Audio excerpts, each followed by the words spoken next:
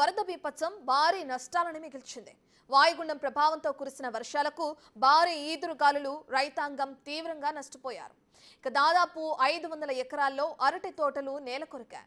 కురుపాం మండలం కస్బా గదబ వలస, అలాగే పూతిక వలస, సీతంపేట తదితర గ్రామాల్లో 500 ఎకరాల అరటి పంట ధ్వంసమవడంతో రైతులు లబోదిబోమంటున్నారు. ఎకరాకు 80,000 నుంచి ₹1,00,000 వరకు అప్పులు చేసి పెట్టుబడులు పెట్టామని ఆవేదన వ్యక్తం చేస్తున్నారు.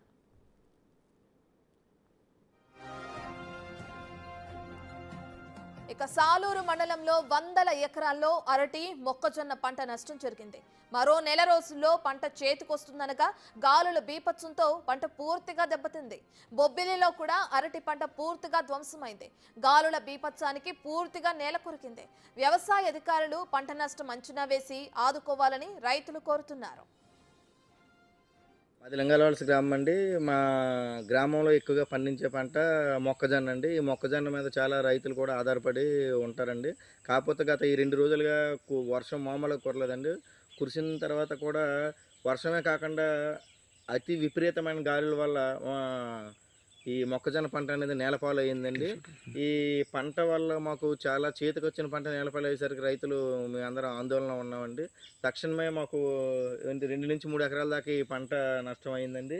ఇక్కడే కాకుండా వెనకాతలు కూడా కొంచెం పర్వాలేదండి. ఇది మరీ దారుణంగా గురైందండి.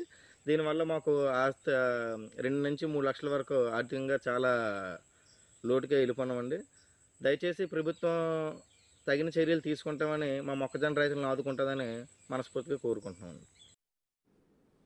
ఇక శ్రీకాకుళంలో గత 2 రోజులుగా కురిసిన వర్షాలకు భారీగా పంట నష్టం జరిగింది. శ్రీకాకుళం, టెక్కలి, పాతపట్నం, నరసన్నపేటలో పంటలు నీట మునిగాయి. ఇక పొలానికి అటు మండలంలో 2,000 ఎకరాలకు పైగా వరి పంట ధ్వంసమైనందుకు కూడా తెలుస్తుంది. పాతపట్నం నియోజకవర్గంలో 1,000 ఎకరాల పంట నీట మునిగింది. గారా మండలంపై వరద ప్రభావం భారీగా ఉంది. వరి రైతులు ఎక్కువగా నష్టపోయారు. ఇక నిన్న సాయంత్రం నుంచి గొట్టా బ్యారేజ్కి వరద ఉధృతి తక్కుముఖం పట్టింది. గొట్టా బ్యారేజ్ వద్ద 1వ ప్రమాద హెచ్చరిక కొనసాగుతుంది. పంట నష్టాలను అంచనా వేయాలని మంత్రి అచ్చెన్నాయుడు అధికారులను ఆదేశించారు. కళింగపట్నం వరద ప్రభావిత ప్రాంతాల్లో ఎమ్మెల్యే గుండు శంకర్ పర్యటించారు. పాలకొండలో అరటి పంట భారీగా ధ్వంసమైంది. ఎమ్మెల్యే జయకృష్ణ వరద బాధితులను పరామర్శించారు.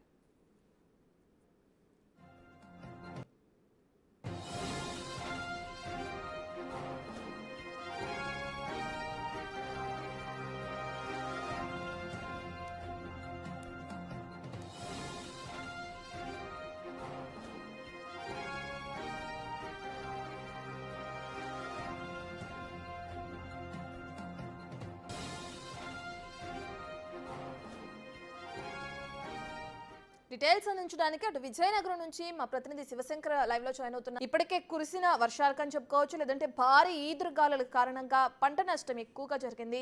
మరి ఇప్పటికే అధికారులతో, కలెక్టర్లతో మాట్లాడినట్లు కూడా తెలుస్తుంది. పంట నష్టానికి సంబంధించి ప్రధానంగా అధికారులు ఏమంటున్నారు?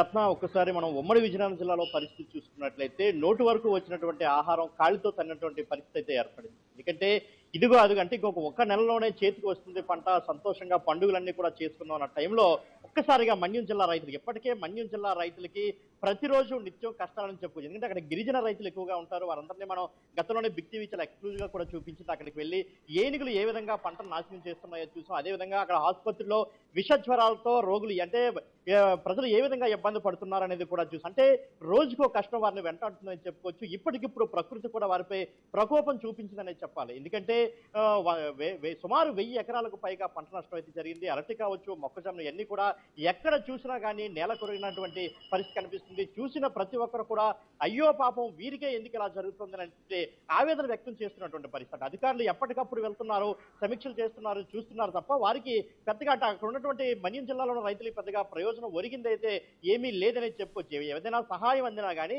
ఇప్పటి వరకు కూడా అరకొర సహాయం తప్ప ఎవరికి కూడా ఏ ఒక్కరికి కూడా పూర్తిగా సహాయం అందిన పరిస్థితి లేదు. అయితే ప్రస్తుతం జరిగినటువంటి ఈ యొక్క వరద బీభత్సం కావచ్చు, ఈదురుగాలి ఎఫెక్ట్ కావచ్చు, దీనికి సంబంధించి అటు విజయనగరంలో ఉన్నటువంటి మంత్రి కొండపల్లి శ్రీనివాస్ కావచ్చు, అదేవిధంగా మనకి మన్యం జిల్లాలో ఉన్నటువంటి మంత్రి సంజయ్ కావచ్చు వీరిద్దరు కూడా సమీక్షలు చేస్తున్నారు, అధికారులు అడిగి తెలుసుకుంటున్నారు. కానీ ఎంత మేరకు వీరికి అంటే ప్రయోజనం చేకూరుతుంది, ఎంత మేరకు వీరికి ప్రభుత్వం ఆదుకుంటుందో మాత్రం ఒకసారి వెయిట్ చూడాల్సిన పరిస్థితి. ఎందుకంటే ఇంతవరకు కూడా ఎక్కడా కూడా రైతాంగానికి పూర్తి స్థాయిలో ప్రభుత్వాలు ఆదుకున్న పరిస్థితి లేదు. ఇప్పుడు రైతులు కూడా అదే బాధపడుతుంది. ఎందుకంటే సొంతంగా పండించుకున్నాం, కష్టపడి పండించుకుంటాం, మాదేదో మేము తిందాం అనుకునే లోపు ప్రకృతి ఈ విధంగా చేస్తుంది. మరోవైపు ప్రభుత్వాలు ఎక్కడా కూడా మాకు సహకారం అందించట్లేదు ఏ విషయంలో కూడా. ఎందుకంటే ఎన్నాళ్ళ నుంచో ఏనుగులు ఇబ్బంది పెడుతున్నటువంటి పరిస్థితి ఉంది, విషజ్వరాలు ఇబ్బంది పెడుతున్నాయి, వాగులు వంకలు ఇబ్బంది పెడుతున్నాయి. ఎక్కడ కూడా చిన్న చిన్న బ్రిడ్జిలు కూడా ఏర్పాటు చేయలేని పరిస్థితి, కలవట్లు కూడా ఏర్పాటు చేయని పరిస్థితి. ఈ వరదలకు ఒక ఊరు నుంచి ఇంకో ఊరికి వెళ్ళాలంటే ఎంతో ఇబ్బంది పడుతున్నాం. అంటే చిన్న చిన్న నిత్యావసరాలు తెచ్చుకోవడానికి కూడా ఇబ్బంది నుంచి పంట పొలాలు రైతాంగం ఇబ్బంది పడుతుంది. ప్రతి విషయంలో కూడా మన్యం జిల్లాలో ఉన్న రైతులు మాత్రం తీవ్ర ఇబ్బందులు ఎదుర్కొంటున్నారు. ఇప్పటికైనా ఎందుకంటే ఆ జిల్లాలకి రీసెంట్ గానే ఇటు విజయనగరం జిల్లాకి రామసుందర్ రెడ్డి కావచ్చు, ఇలా ఇతర కొత్త కలెక్టర్లు కూడా వచ్చారు. కాబట్టి వారైనా తగినటువంటి చర్యలు తీసుకుని వారికి న్యాయం చేయాలనేది రైతులందరూ కూడా కోరుకున్న పరిస్థితి నెలకొంది. శివశంకర్, ప్రధానంగా ఇప్పటికే ఈదురుగాలులు వర్షాల బీభత్సం కూడా ఎక్కువగా కొనసాగుతుంది, రైతులు తీవ్రంగా నష్టపోయారు, రోడ్లు కూడా భారీగా దెబ్బతిన్నట్లు కూడా మనం చూస్తున్నాం. ఈ క్రమంలో ఏదైనా రెడ్ అలర్ట్ కానీ ఆరెంజ్ అలర్ట్ కానీ జారీ చేయడం జరిగిందా? రానున్న రోజుల్లో కురిసే భారీ వర్షాల నేపథ్యంలో అధికారులు ఎటువంటి చర్యలు చేపట్టాలని చెప్తున్నారు? వాతావరణ శాఖ కూడా సరైన నివేదిక ఇవ్వలేకపోతుంది. ఎప్పటికప్పుడు అంటే సరైనటువంటి అంచనాలు వేయలేకపోతుందని మనం చెప్పొచ్చు. ఎందుకంటే ఇంత పెద్ద మొత్తంలో ఈదురుగాలు వేస్తాయని ఒకసారిగా ఇంత వర్షం పడుతుందని ఎవరు ఎక్స్పెక్ట్ అంటే వాతావరణ శాఖ 3 రోజుల పాటు భారీ వర్షాలు పడే అవకాశం ఉందని చెప్పింది తప్ప వర్షాలు ఎక్కడైతే అంత భారీగా కురిసినటువంటి పరిస్థితి ఈదురుగాలు మాత్రం చాలా బేభత్సం సృష్టించాయని చెప్పుకోవచ్చు.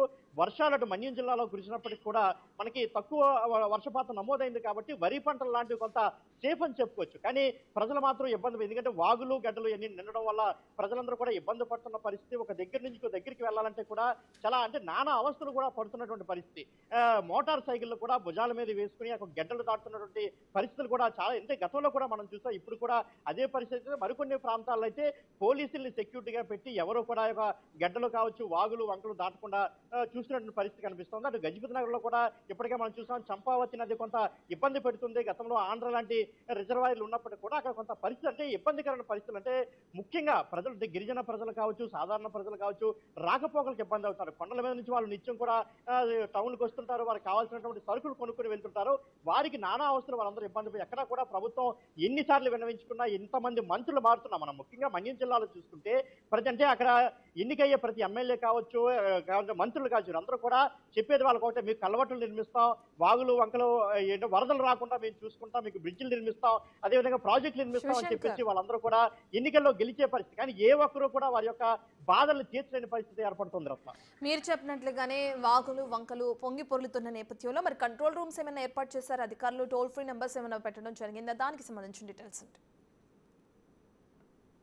ఖచ్చితంగా మనం చూసుకుంటే అటు విజయనగరం జిల్లాలో కావచ్చు, పార్వతీపురం మన్యం జిల్లాలో కావచ్చు, కమాండ్ కంట్రోల్ సెంటర్లు అయితే ఖచ్చితంగా ఇప్పుడే కాదు వర్షాకాలంలో ఏ ఒక్క విపత్తు వచ్చినా కానీ ఖచ్చితంగా కమాండ్ కంట్రోల్ సెంటర్లు అయితే ఏర్పాటు చేస్తున్నారు. కానీ నష్టాన్ని మాత్రం ఎక్కడా కూడా తగ్గించలేని పరిస్థితి. దీనిపై ఒక్కసారిగా ప్రభుత్వాలు రివ్యూ చేసుకోవాలి. ఐఏఎస్ ఆఫీసర్లు కలెక్టర్లు కూడా రివ్యూ చేసుకోవాలి. అదేవిధంగా మన్యం జిల్లాలో ఉన్నటువంటి ఐటీడీఏ పీఓలు కూడా అందరూ కూడా ఐఏఎస్ ఆఫీసర్లు ఐపీఎస్ ఆఫీసర్లు ఉన్నటువంటి పరిస్థితి. కానీ వీళ్ళు కూడా రివ్యూ చేసుకోవాలి. ప్రభుత్వానికి సరైన నివేదిక ఇవ్వాలి.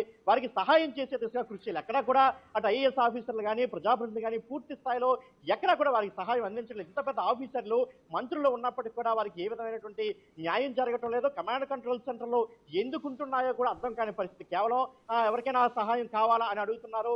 ఏదో మరీ పెద్ద వరదలు కానీ ఇలాంటివి వచ్చినప్పుడు ఏదో వాళ్ళకి చిన్న చిన్న ఆహారం అందించడమే తప్ప వారిని ఏ విధంగా కాపాడాలని దానిపై మాత్రం ఇప్పటి వరకు సరైన చర్యలు ఎక్కడా కూడా జరగడం లేదని చెప్పుకోవాలి.